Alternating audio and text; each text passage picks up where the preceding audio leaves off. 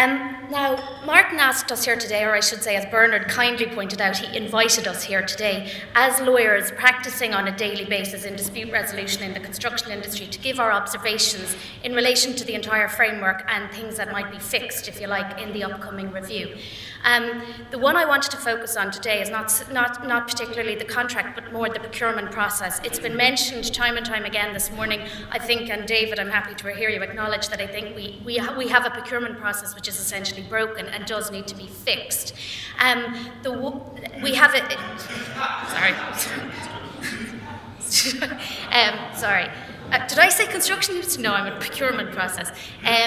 We have a system now, in fairness, does not work for either contractor or contracting authority, and I think that's fair to say. I appreciate we moved to this kind of self-declaration, customised sort of questionnaire system to alleviate the burden of paperwork, and there were very good reasons for that. But I think in doing so, we've probably gone too far and have done a disservice to ourselves in now that it's very difficult for either side, as I say, to deal with the process.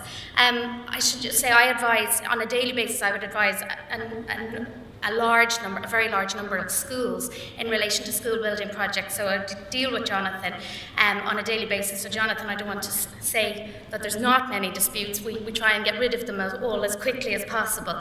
But the one thing, I have boards of management, and I just like to say everybody focuses on very large projects, but there's also hundreds and hundreds and hundreds of very small projects in the region of €150,000. Your extra class, it's not all your brand new 1,000 pupil school. There's hundreds of these projects at that level where very real problems are being created, and we see more disputes arising in those than probably in the larger contracts. I do think it can be fixed quite easily, but I just say we can't leave behind the smaller projects when we're trying to fix the industry as a whole. The system we use, as we all know, is sort of a self-declaration based on certain criteria of financial and economic and personal situation. I don't think, as Andrew quite rightly said earlier, a lot of it is not worth the paper it's written on anymore. Very often the contracting authority hasn't properly set the turnover requirements or any of that. The banker's letters are a difficulty. All of that is a problem. But equally, the contractors are self-declaring that everything is fine. Yes, they will give you exactly what you ask for, and they say it. It comes because we don't ask for any documents until the point where you get your apparently successful tenderer, you issue your letter of intent, and then you ask the contractor for the documents. And by and large, in an awful lot of cases, the contractor can't produce the most surprising of documents the contractor cannot produce. So the system isn't working. You can't have a delay in these situations. Technically, you're supposed to produce those documents within 7 days of getting your letter of intent. As far as I can see, in every single file that comes to me, if you like, the 7 days is never adhered to. The architects are notoriously reluctant to pass over a contractor for failure to produce the documents, which I think is a shame, because it's not doing the other contractors in the process a service either. Having said that, now very often I come across disputes, and I say, well, look at the procurement. Why didn't you just get rid of the contractor at that stage? They didn't produce the relevant documents, and the architect is like, oh no, I couldn't move beyond lowest price. Having said that, I advised an architect last week to pass over the contractor on the basis that he simply didn't produce the documentation, and his tender was not compliant. Now that contractor has shockingly, to be quite frank, gone off and issued high court proceedings against us. Now that is just bad legal advice, so we can all slag off the lawyers in the room as much as we want, but that is a lawyer who has never seen a construction contract and has never been involved in the procurement process. That's not going to service anybody in the industry, least of all the school who just want to get their new classroom built for September. So the one thing that I think you'll be happy to know, I think there is an answer, and I think it's quite a simple answer. Paul and Steve both spoke about this whole collaborative approach to the construction industry, and I think this is what is actually required. You need contractors and contracting authorities essentially working together in relation to the procurement process.